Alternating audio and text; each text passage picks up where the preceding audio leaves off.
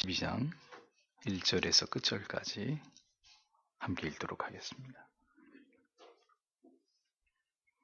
같이 읽겠습니다. 여호와께서 모세에게 일러 가라사대 이스라엘 자손에게 고하여 이르라. 여인이 잉태하여 남자를 낳으면 그는 7일 동안 부정하리니 곧 경도할 때와 같이 부정할 것이며 제8일에는 그 아이의 양피를 벨 것이요 그 여인은 오히려 33일을 지나야 사년이 깨끗하리니 정결케 되는 기한이 차기 전에는 성물을 만지지도 말며 성소에 들어가지도 말 것이며 여자를 낳으면 그는 이 7일 동안 부정하리니 경도할 때와 같을 것이며 사년이 깨끗하게 되면 66일을 지나야 하리라. 자녀간 정결케 되는 기한이 차거든 그 여인은 번제를 위하여 1년 된 어린 양을 취하고 속죄죄를 위하여 집비둘기 새끼나 산비둘기를 취하여 회막문 제사장에게로 가져갈 것이요 제사장은 그것을 여호와 앞에 드려서 여인을 위하여 속죄할지니 그리하면 사년이 깨끗하리라. 이는 자녀간 생산한 여인에게 대한 규례니라. 그 여인의 힘이 어린 양에 미치지 못하거든 산비둘기 둘이나 집비둘기 새끼 둘을 가져다가 하나는 번제물로 하나는 속죄제물로 삼을 것이요 제사장은 그를 취하여 속할 것이 그가 정결하리라. 아멘. 기도하겠습니다. 하나님 감사합니다. 금요일 밤에도 하나님 앞에 나와 기도할 마음으로 또 한 주간을 정리할 수 있는 시간을 허락하심을 감사합니다. 이렇게 하나님 성도는 영적인 호흡을 따라서 하나님을 예배해야 할 때 예배하고 기도해야 할 때 또 기도하며 이렇게 하나님 우리가 하나님께 매이고 말씀과 기도와 예배에 묶여서 우리의 믿음을 지켜가게 하시는 것이 우리를 향하신 하나님의 은혜인 것을 또 우리는 새삼 깨닫게 됩니다. 이 밤에도 주의 말씀을 받으며 또 성령께서 우리의 마음에 두신 기도의 제목을 따라 간절히 기도하는 밤이 되도록 도와주시옵소서. 언젠가는 이 땅에서의 우리의 호흡도 다 끝이 날 날이 찾아올 것입니다. 그때까지 주님 달려가는 우리의 다리에 힘이 빠지지 않도록 하나님 붙들어 주시고 마음을 하나님께 고정하여 끊임없이 앞을 향해 전진해 나가는 순례길에서 아무도 낙오되거나 지치지 않도록 하나님 붙들어 주시기를 간절히 기도합니다. 오늘도 우리의 힘만으로 살아갈 수 없음을 알기에 아버지 앞에 나와 간절히 기도하며 주의 능력과 위로와 또 지혜와 힘을 간구하오니 이 밤에도 기도하는 모든 주의 백성들에게 하나님 찾아오셔서 우리의 영혼이 우리의 속사람이 강건하여지는 은혜를 덧입도록 도와주시옵소서. 이 시간에도 주님께서 함께하여 주시기 원하오며 예수님 이름으로 기도합니다. 아멘. 레위기 강의 36번째 시간입니다. 산모의 정결 규례라는 제목으로 하나님 말씀을 생각해 보겠습니다. 이 이스라엘 백성들에게 거룩을 요구하시는 하나님의 요청은 여러 가지 정결의 규례를 통해서 성경에 명시되고 있는 것을 보게 됩니다. 구약적인 개념 속에서 하나님의 언약의 자손이 된다는 것은 그만큼 하나님께서 요구하시는 모든 사항들에 대해서 엄격히 성별되어져서 하나님이 원하시는 수준까지 거룩을 유지하는 것을 전제로 하고 있다는 사실을 우리는 말씀을 통해 깨닫게 됩니다. 그러니까 선민으로 살아간다는 것, 하나님의 언약의 백성으로 살아간다는 것이 그리 간단한 문제가 아니라는 것을 우리는 이 모든 레위기의 규범과 규례와 제사의 제도를 통해서 깨닫게 되는 것입니다. 우리에게 여전히 구약의 율법의 준수를 요구하시는 것이 아닐지라도 우리가 결코 가볍게 여기지 말아야 될 것은 하나님께서 자기 백성들의 영적인 거룩과 또 육체적인 순결에 대해서 얼마나 지대한 관심을 또 얼마나 높은 수준의 어떤 요구를 우리에게 원하시고 계시는지를 우리가 기억하면서 이 시대를 살아가고 있는 성도로서 우리 또한 거룩하고 순결한 삶을 위해서 부단히 노력하지 않으면 안 된다는 그런 사실을 우리가 깨닫게 되는 것입니다. 레위기 12장으로 이제 넘어가면서 하나님께서는 이번에는 산모에 대한 정결의 규례를 말씀하고 계시는 것을 보게 됩니다. 그래서 1절에서 3절까지 보면 여호와께서 모세에게 일러 가라사대 이스라엘 자손에게 고하여 이르라 여인이 잉태하여 남자를 낳으면 7일 동안 부정하리니 곧 월경할 때와 같이 부정할 것이요 제8일에는 그 아이의 양피를 벨 것이요 이렇게 기록이 되어 있죠. 여인이 출산을 하게 되어서 남자아이를 낳으면 7일 동안 부정하게 간주되는데 이는 곧 월경을 할 때처럼 부정한 것으로 여겨질 것이다. 이렇게 말씀을 하셨습니다. 출산을 하게 될 때는 월경을 할 때처럼 유출이 발생하기 때문에 레위기 15장에서 말씀하고 있는 경도의 규례와 동일하게 부정한 것으로 간주되었다는 것을 우리가 볼 수 있습니다. 부정하다라는 이 한글의 표현이 약간 부정적으로 이해되는 느낌이 있습니다. 원문의 의미는 깨끗하지 않다라는 정도의 의미로 유출이 일어날 경우에 그것이 월경이든 출산에 의한 것이든 간에 우리의 몸이 청결하지 못한 상태에 이르게 되는 것을 의미하는 것이죠. 그래서 월경, menstruation이라는 이 원래의 의미도 병약한이라는 의미를 가지고 있거든요. 그러니까 성경은 이 여성의 경도가 육신의 연약성과 연결되어 있는 그런 의미로 보고 있다는 것을 알 수 있습니다. 그러면 출산으로 인한 유출에 대해서 왜 성경은 이것을 부정하다고 설명하고 있는 것일까요? 인간의 출생은 하나님이 주신 축복이자 그리고 명령입니다. 그러나 인류의 타락으로 인해서 하나님의 저주를 받은 인간은 특히 그 가운데 여성은 해산의 고통이 크게 더해짐으로 인해서 내가 수고해야 출산을 하게 되리라. 하나님께서 이렇게 징벌을 내리신 것을 창세기 3장은 기록하고 있지 않습니까? 그러니까 여기서 이 고통이란 바로 출산을 통해서 겪게 되는 산고와 산혈을 흘리는 것을 의미한다라는 겁니다. 그런데 중요한 것은 피를 흘린다는 것은 생명의 근원을 흘리는 것과 같은 것이기 때문에 이것은 죽음을 상징하는 것이잖아요. 그렇기 때문에 부정한 것으로 간주되었다는 것입니다. 같은 원리로 이 설정도 마찬가지입니다. 남자의 정액을 유출하는 것도 생명의 유출이기 때문에 이것도 역시 부정한 것으로 간주되었다는 것을 보게 됩니다. 그래서 창세기 38장에 넘어가면 땅에다 설정을 한 오난이 어떻게 됩니까? 하나님께 죽임을 당하잖아요. 그것은 생명, 피, 또 이 남성들의 그 어떤 정자 이런 것들은 하나님이 인간에게 주신 어떤 생명의 그 영역이기 때문에 이런 것들을 함부로 다루는 것에 대해서 하나님께서는 부정하시다. 그것을 죄악으로 간주하고 계시는 것을 구약은 우리에게 보여주고 있는 것입니다.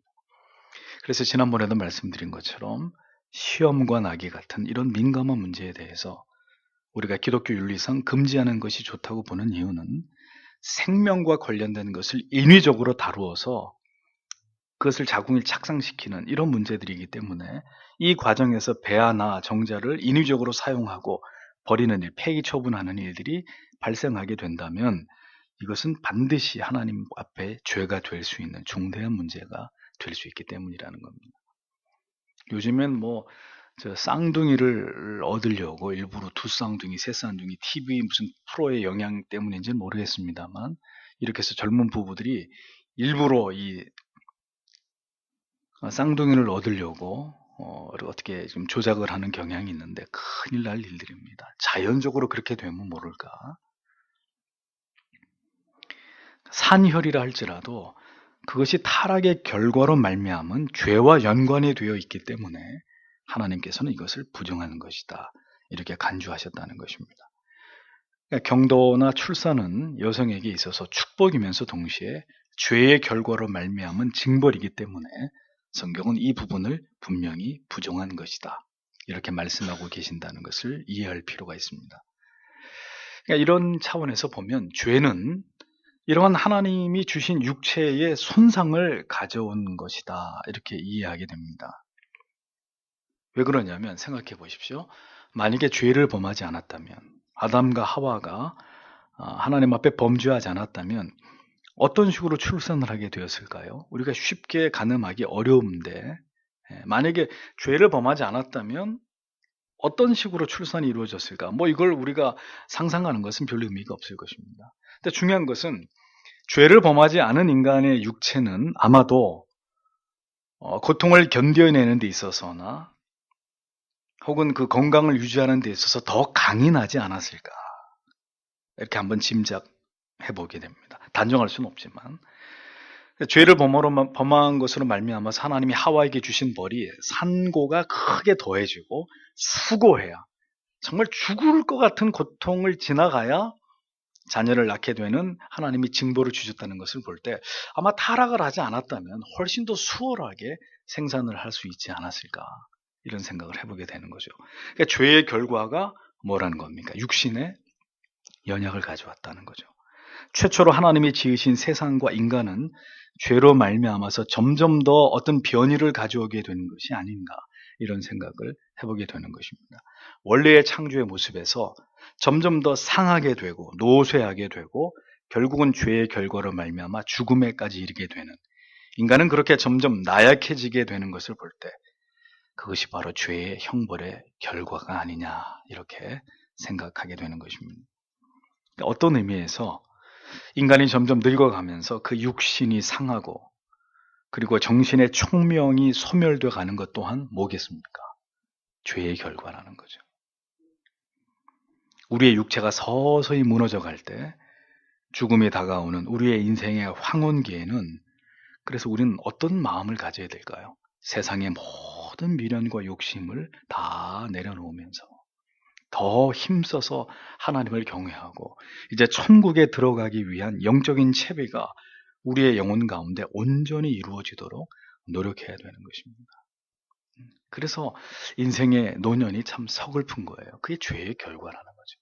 그러니까 인생의 노년이 이렇게 서글퍼지니까 본능적으로 어디를 바라보게 되는 거예요?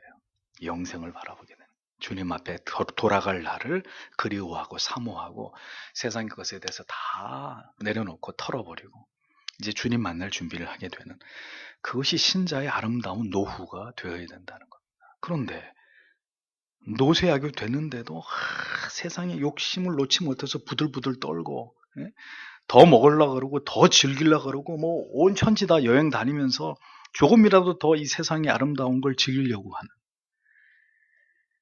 그것은 죽음을 준비하는, 영원한 삶을 준비하는 신자의 바람직한 모습이라고 볼 수 없는 것이죠. 그 다음에 7일이 지난 8일째 남자아이는 할례를 시행해야 했습니다. 남아를 낳았을 경우에 할례를 통해서 하나님의 언약을 기억하고 그 언약의 백성임을 기억하면서 더불어서 하나님 앞에서 도덕적인 순교를 지켜갈 것을 서약하는 의미로 난지 8일 만에 할례를 시행했던 것을 볼 수 있습니다. 그 할례가 신약 시대 이후로 뭐로 연결되는 거죠? 예, 그렇습니다. 세례로 연결되는 것입니다. 할례가 언약의 자손임을 뜻하는 것이듯 세례 의식이 이제부터 성부와 성자와 성령의 이름 안으로 들어와서 죄 씻음을 받은 하나님의 구별된 자녀가 되었음을 뜻하는 그런 예식으로 자리 잡게 된 것이죠. 그래서 이제는 모든 성도들에게 있어서 육신의 할례가 이제는 중요한 것이 아닙니다. 마음의 할례, 우리가 예수 그리스도로 말미암아 새로운 피조물이 되었고 새 사람으로 살아가는, 이것이 우리에게 중요한 것이라는 것을 기억해야 되는 것입니다. 그래서 우리가 늘 생각해야 됩니다. 영혼의 할례를 받은 자인가, 즉 나는 지금도 세상과 구별된 삶을 살아가고 있는가, 세상 사람들과는 다른 그런 인생관을 가지고, 그런 가치관을 가지고, 그런 물질관을 가지고 내가 하나님 앞에 지금 살아가고 있는 것인가, 이런 것들을 날마다 우리 안에서 점검해 봐야 될 문제라는 것입니다. 4절 5절을 이어서 보면 그 여인은 오히려 33일을 지나야 산열이 깨끗하리니 정결케 되는 기한이 차기 전에는 성물을 만지지도 말고 성수에 들어가지도 말 것이며, 여아를 낳으면 그는 27일, 2주를 말하죠. 14일을 말합니다. 부정하리니 경도할 때와 같을 것이며 산열이 깨끗하게 되는데 66일을 지나야 하리라, 이렇게 되어 있습니다. 아이를 낳은 산모는 그 태아의 성별에 따라서 남아는 33일 더하기 최초의 7일, 그러니까 며칠이죠? 40일을. 여아는 66일에다가 2주일이니까 14일을 더하면 80일 동안, 남아는 40일, 여아는 80일 동안 부정한 기간으로 산모가 그 기간 동안 정결의 규례를 따라야 됐던 것을 보게 됩니다. 이 기간 동안은 계속해서 산모가 그 분비물을 몸 밖으로 배출하는 것을 통해서 그 산혈이 깨끗해지고 다시 그 몸이 정결한 상태로 회복되기 위한 과정을 거쳐야 했다는 것입니다.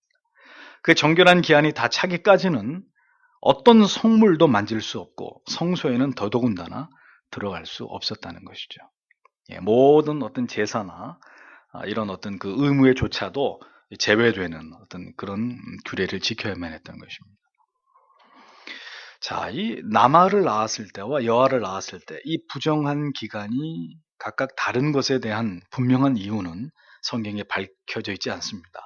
그래서 억지로 이것을 추론하거나 예측할 수 없기 때문에 이 부분은 그냥 넘어가겠습니다.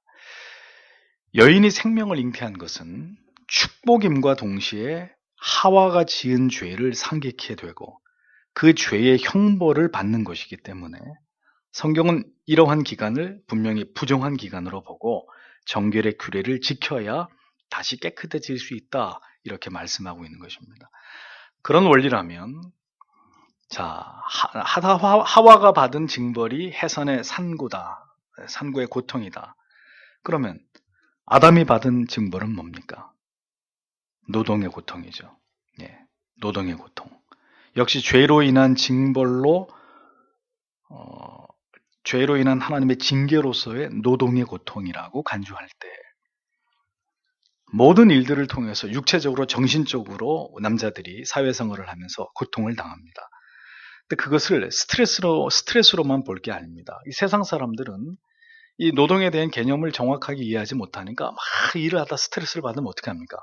그냥 냅다 술을 마시고 뭐 어떤 것들 중독에 대해서 그런 것들로 그 일에 대한 스트레스를 잊으려고 하지만 신자는 이 노동에 대한 개념을 올바르게 이해할 필요가 있는 것이죠. 이 노동으로 말미암아 우리에게 주어지는 정신적, 육체적 고통이라고 하는 것은 전부 다 우리가 하나님의 법을 어김으로 말미암아 자초한 고통이라고 인식을 해야 되는 것입니다. 그래서 그 노동의 고통을 달게 받고자 하는 진지함이 있어야 되는 것입니다. 때문에 불로소득을 바라거나 신자가 일하지 않고 자꾸 어떻게 좀 잘 살 수 없는 이런 요행수를 바라나, 이런 불로소득을 바라거나, 혹은 신자임에도 불구하고 직장을 다니지 않아요. 무의도식해요. 백수건달이에요. 이것은 올바른 성도의 모습이 아니라는 것입니다. 괴롭고 힘겹더라도 일을 해야 되고 또 자녀를 생산해서 길러야 되고, 그렇게 인생을 살아가는 모든 것은 죄인들에게 하나님께서 내리신 징벌의 의미가 있기 때문에 그 모든 것들을 감당해내야 되는 것입니다. 다만 징벌로서의 고통만 있는 것이 아니라 그 죄의 값을 지불하는 그 인생을 살아가는 어간에 우리가 하나님께 도움을 구하고 하나님을 전심으로 의지할 때, 그것이 생계의 문제든지 혹은 출산과 육아와 교육의 문제들이든지 어떻게 하십니까? 하나님이 능히 은혜를 주셔서 그 모든 것들 가운데 도우시는 하나님의 은혜가 베풀어진다는 것을 우리는 잊지 말아야 되는 것입니다. 그래서 다 감당하는 거죠. 아기를 낳는 것, 또 주의 은혜로 내가 임신케 하였으니 해산케 하지 아니하겠느냐, 이사야 말씀처럼 주의 은혜로 자녀를 낳는 것이고, 또 정말 사회생활 하는데 힘겨움이 있고 어려움이 있지만 역시 하나님 앞에 기도하고 간구하고 힘 주시기를, 지혜 주시기를 구할 때 하나님이 베푸시는 은혜로 또 이 직장에서의 모든 일들을 신자는 감당해내는 것이라는 겁니다. 아이를 낳을 수 없는 아픔이 있는 경우도 있겠죠. 이 또한 하나님이 주시는 또 다른 은혜와 사명이 있다는 것을 믿고 하나님의 섭리와 뜻을 받아들이고 아이를 낳지 못하는 것에 대해서 너무 상처를 받거나 힘들어 하실 그런 까닭은 없는 것입니다. 그런 문제 때문에 아이를 못 갖는 것은 정말 하나님의 어떤 위로가, 은혜가 필요한 부분이지만, 예를 들면 이런 거죠. 요즘 젊은 부부들 아이를 안 낳으려고 하잖아요. 고의적으로 교육에 대한, 생활고에 대한 부담이나 혹은 지극히 이기적인 부부 둘만의 어떤 행복을 위해서 그걸 핑계 삼아서 임신을 기피하거나 자녀를 갖기 거부하는 것은 결코 하나님의 섭리를 올바르게 따르고 있는 성도의 삶이라고 볼 수 없는 것입니다. 모든 것이 하나님께서 정하신 뜻과 순리대로 그렇게 살아가는 것입니다. 살아내야 되는 것입니다. 그것이 하나님이 보시기에 가장 합당한 것이라는 거죠. 6절에서 7절을 보면 자녀가 정결케 되는 기한이 차거든 그 여인은 번제를 위하여 1년 된 어린 양을 취하고 속주의 죄를 위하여 집비둘기 새끼나 산비둘기를 취하여 회막문 제사장에게로 가져갈 것이요 제사장은 그것을 여호와 앞에 드려서 여인을 위하여 속주할지니 그리하면 산열이 깨끗하리라. 이는 자녀간 생산한 여인에 대한 규례니라. 이렇게 적고 있습니다. 자녀를 주신 것은 거듭 말씀드리지만 하나님의 축복이고 은혜이자 동시에 죄에 대한 하나님의 징벌이었기 때문에 정결케 되는 기한이 다 차면 여인은 이제 하나님 앞에 나아가서 번제를 드려서 감사를 표현하고 우리에게 자녀를 주신 하나님께 감사를 표현하고 그 다음에 죄를 속하는 속죄 죄를 드려야 했습니다. 여기까지 다 완료해야 정결의 규례가 다 끝이 나는 것이죠. 출산에 따르는 부정을 모두 제하는 의미와 자녀를 주시는 감사의 의미를 가지고 모든 산모들은 하나님 앞에 나아가서 제사를 드려야 되는 의무가 있었다.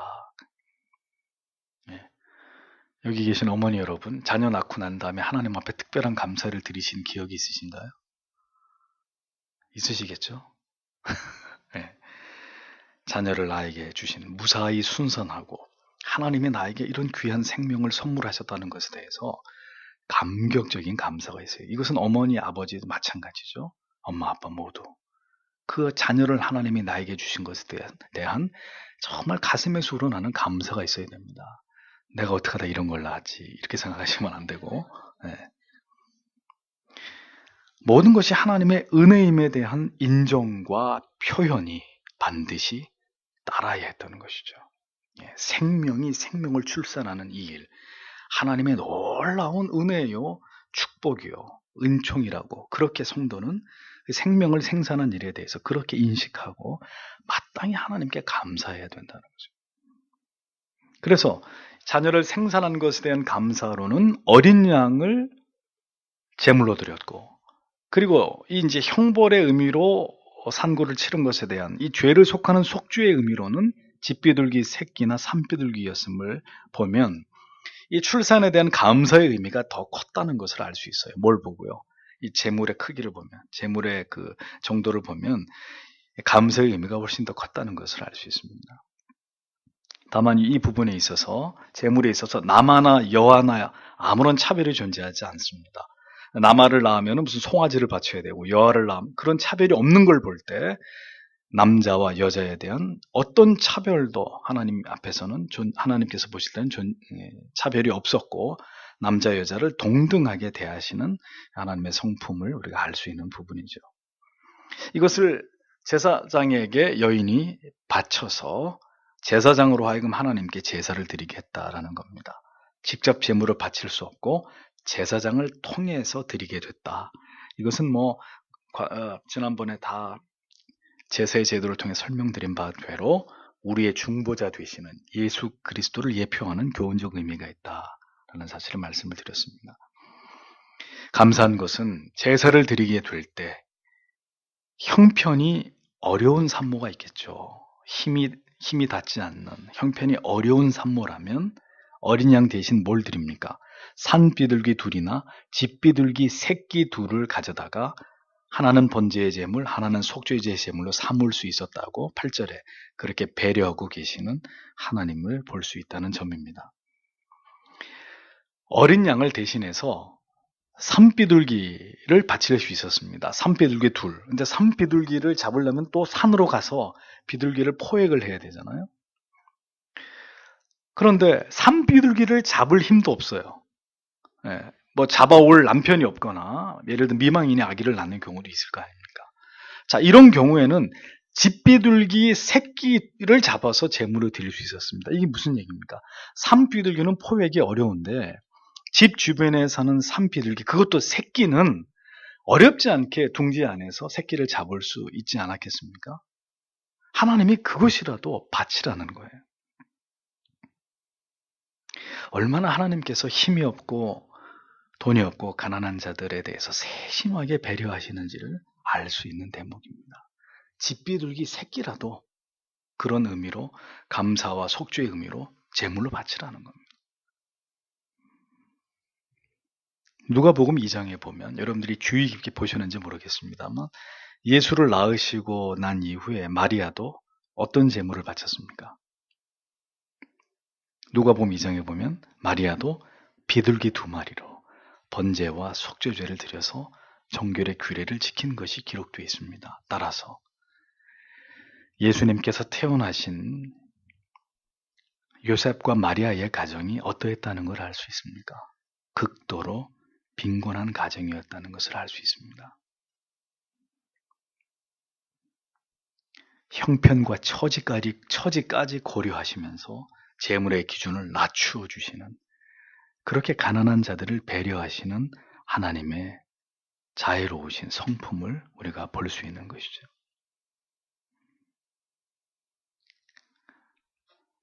하나님께서 외적인 화려함이나 부요함을 따라서 사람을 판단하시는 분이 아니시고, 하나님은 그 사람의 중심을 보시는 분이시라는 것을 우리는 분명히 알 수 있는 것입니다. 그런데 여기서 중요한 것은 가난하더라도 어떻게 해요? 반드시 하나님께서 정한 제사는 드려야 했다는 겁니다. 그러니까 가난하니까 면제, 제사 안 드려도 괜찮다, 그렇게 하시지는 않았고, 아무리 가난하더라도 집 비둘기 새끼 2마리를 가져와서라도 반드시 하나님께서 정하신 제사를, 감사와 속죄제를 드리도록 하나님이 그렇게 규례를 정하셨다는 것이죠. 그것이 하나님의 법입니다. 이 모든 것을 지켜 행해야만이 비로소 산모가 정결하게 될 수 있었다고 성경은 기록하고 있습니다. 그러니까 지금 레위기에 계속 이어지고 있는 이 정결의 규례, 이제 그 다음 주에는 의복에 대한 정결 규례, 질병에 대한, 문둥병에 대한, 계속 이게 이어지고 있는데, 이런 내용들을 가만히 이렇게 따라가다 보면 우리가 한 가지 분명하게 뚜렷하게 인식되는 게 있죠. 하나님께서는 어떤 상황에서도 정결하기를 원하신다는 겁니다. 누가요? 하나님의 백성들이.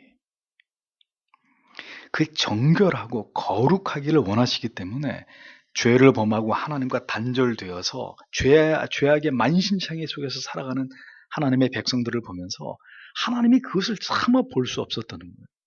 그래서 아들을 보내서 그 아들의 보혈로 그 더럽혀진 하나님의 백성들을 깨끗하게 씻기우신 것입니다. 하나님은 정결함을 좋아하시고 거룩한 것을 좋아하시는 하나님이라는 것을 알 수 있는 것이죠. 우리가 먹는 식용 재료에서부터 심지어 아기를 낳았을 때도 그 불결함으로부터 즉시 옷에 심지어 곰팡이가 피거나 뭐가 묻거나 온몸에 피부 부스럼이 생기거나 이런 것까지도 하나님이 다 정결의 규례를 통해서 어떻게 해야 다시 깨끗해질 수 있는지를 말씀하시면서 부디 정결한 자들이 되라고, 성별된 자들이 되어야 한다고 계속해서 하나님께서 그 메시지를 자기의 백성들에게 던지고 계셨던 거예요. 하나님께서는 자기 백성들의 청결과 거룩과 위생과 건강과 그리고 죄를 다루는 문제에 있어서까지 모든 삶의 전 방향에 있어서 거룩과 순결을 원하고 계신다는 것을 알 수 있습니다. 그래서 무엇 하나 하나님 앞에 우리의 양심에 거리낌이 없어야 되는 것입니다. 우리가 하는 경제활동, 인간 사람과의 관계, 모든 것에 있어서 우리가 하루를 살아가는 24시간 모든 것에 있어서 그 하나님의 눈앞에서 부족함이 없이 하나님의 뜻에서 어긋남이 없이 부정함이 없이 클리어하게 아주 정직하게 공명정대하게 속임 없이 숨김 없이 하나님이 그러한 삶을 기뻐하시고 주의 백성들에게 그러한 것을 원하신다는 것을 레위기는 우리에게 교훈하고 있는 것입니다. 물론 우리는 지금 이러한 규례를 지키는 것을 통해서 정결케 되는 것은 결코 아닙니다. 예수 그리스도의 보혈의 공로로 말미암아 우리는 모든 율법의 요구로부터 자유하게 됐습니다. 다만 그럼에도 불구하고 우리가 구약의 말씀들 속에서 율법에 대해서 이렇게 배우는 이유는 무엇 때문이겠습니까? 그토록 거룩과 순결한 제사를 받으시기를 원하시는 하나님 앞에서 그 규례를 지켜서 거룩하고 순결하게 될 의무는 더 이상 우리에게 존재하지 않을지라도, 그렇다면 날마다 우리가 죄를 범하고 우리의 영혼과 육신을 더럽히고 살아감에 있어서 더 예수 그리스도 앞에서 철저한 회개와 그 그리스도의 십자가의 공로를 의지하려고 하는 그 진지함만은, 그 진실된 참회와 회개의 정신만은 언제나 우리가 올바르게 지켜나가야 된다는 것을 기억해야 된다는 거죠. 우리는 율법 앞에서 살아가는 것이 아니라 십자가 앞에서 살아가는 하나님의 자녀들이 되어야 한다는 것입니다. 우리가 율법을 두려워하면서 이것을 다 지켜가지고 우리 죄를 씻으려고 하는 이것은 이제 아무 의미가 없는 것이지만, 오늘도 우리의 죄의 짐을 짊어지고 그리스도 앞으로 나와서 우리의 모든 죄를 자복하면서, 그렇게 구약의 백성들이 이 레위기의 규례 앞에서 이 규범들을 지키면서 정결케 되기를 흠모했던 것처럼 우리도 오늘 그 십자가 앞으로 나와서 우리의 모든 죄의 짐을 날마다 내려놓고 우리가 죄로 만신창이 된 우리의 몸을 아들의 보혈로 깨끗이 정결케 닦아내면서 날마다 그렇게 거룩한 삶을 지향하는 성도들이 되어야 한다는 것입니다. 율법의 요구로부터 피할 길은 오직 예수 그리스도의 십자가뿐이라는 것, 절대로 잊어버리면 안 되는 것입니다. 그러면 우리 자신에게 물어봐야 되는 것이죠. 오늘도 이렇게 진지하게 십자가 앞으로 나아가서 우리의 모든 죄악된 부정함을 나는 날마다 정결하게 씻고 있는가? 날마다 하루의 일과를 다 끝나시면 샤워는 하시면서, 머리끝부터 발끝까지 샤워는 하시면서, 나는 오늘도 하나님 앞에 지은 죄에 대해서 그리스도의 보혈로 오늘이 다 가기 전에 나의 모든 죄를 참회했었는가? 이런 부분들을 중요하게 짚고 넘어가야 될 그런 부분이라는 것을 우리가 기억해야 되는 것입니다. 구약의 규례와는 비교할 수 없을 만큼 우리의 삶은 부정하고 무질서하고 불결하게 이를 데 없는데도 예수를 믿기만 하면은 구원을 받은 것이라는 이 얄팍한 생각으로 전혀 거룩하고 순결한 삶의 모든 의무를 망각한 채로 세상과 더불어 짝하면서 그렇게 살아간다면 그런 사람을 어떻게 진정한 신자라고 말할 수 있겠는가 하는 것입니다. 언제나 하나님께서는 이러한 규례를 통해서 하나님과의 그 관계가 끊어지지 않게 하기를 원하셨다는 것, 우리가 그것을 안다면 우리도 힘써서 우리 안에 있는 부정한 죄들을 보다 민감하게 다룸으로써 언제든지 예수 그리스도의 구속의 은총 아래서 우리가 보다 더 하나님과의 친밀한 관계를 더 깊이 가져가기 위한 그런 노력들을 우리가 게을리해서는 안 될 것이라는 겁니다. 우리에게 필요한 것이 무엇일까요? 하나님을 두려워함으로 말미암은 거룩하고 순결한 삶에 대한 진지한 열정입니다. 성경이 말씀하셨죠. 하나님을 경외하는 자에게, 하나님을 두려워하는 자에게 하나님께서는 친밀함을 보이시는 분이시다. 분명히 말씀하셨습니다. 죄의 대가를 지불하는 정결의 규례를 통과하면 다시 제사를 통해서 완전히 정결케 되도록 회복하시는 하나님의 은혜가 있었듯이 우리의 모든 죄의 대가를 지불하신 예수 그리스도의 보혈의 능력으로 말미암아 우리를 의롭다 칭하여 주신 하나님의 은혜가 오늘도 우리를 돕고 있다는 것에 대해서 우리는 진실로 하나님 앞에 감사해야 할 것입니다. 모든 정결의 규례를 예수 그리스도 안에서, 모든 이 정결의 규례는 다 완성이 되었다는 것을 우리는 믿어야 합니다.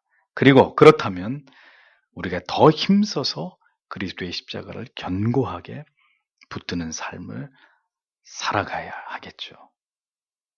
유출이 부정하듯이 우리의 모든 죄악이 우리를 부정케 했지만 그리스도의 보혈이 우리를 다시 정결케 했다는 사실을 기억하시고 우리가 더 힘써서 구원받은 성도로서 하나님 앞에서 그리고 세상 앞에서 거룩과 순결을 지키면서 성화에 진력하는 그런 삶을 살아야 마땅할 것이라고 오늘도 이 산모에 정결케 되어지는 규례는 우리에게 이 중요한 교훈을 던져주고 있는 것입니다. 마지막 때에 우리 자신과 우리의 가족들 그리고 우리 지체들이 더 하나님을 경외함으로 거룩한 삶을 살아갈 수 있기를 다 함께 기도할 수 있으면 좋겠습니다. 기도하겠습니다.